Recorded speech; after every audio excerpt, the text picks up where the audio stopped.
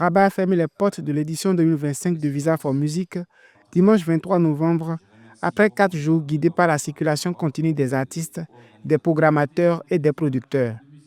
Le marché affiche une vitalité rarement atteinte, 2000 professionnels, 87 nationalités, environ 300 artistes et 144 directrices et directeurs de festivals.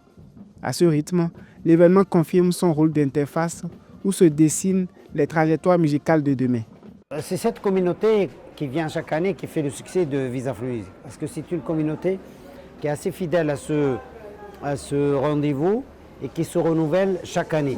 Et je me réjouis qu'il y ait beaucoup de jeunes professionnels africains qui viennent ici chaque année. On a une trentaine de pays africains, représentés et ça montre à quel point ce rendez-vous est devenu un rendez-vous incontournable une fois par an.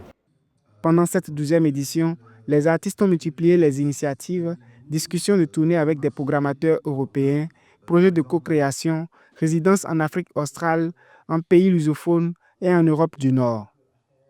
Les professionnels, eux, repartent avec des accords concrets, des pistes de financement et des réseaux consolidés.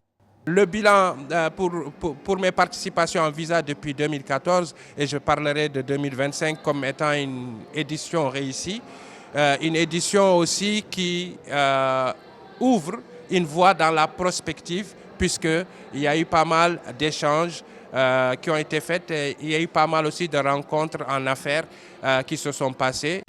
Le constat est sans détour. Le marché africain n'occupe plus la marge.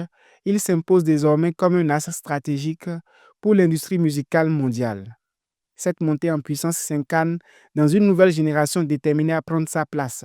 À Rabat, l'artiste camerounais Diaz Mbangue a donné la preuve, une voix tenue, une énergie calibrée, une présence dépouillée de tout artifice. Vraiment, c'était très chaleureux et j'ai beaucoup aimé ça. J'ai beaucoup aimé cette amitié, cette complicité et cette chaleur qui m'ont emporté.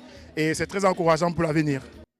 Sur le plan économique, les industries culturelles et créatives marocaines ont produit 50 milliards de dirhams en 2024, équivalent à 2,7% du PIB, porté par une croissance régulière depuis 2020. La musique concentre à elle seule près de 10% de cette dynamique.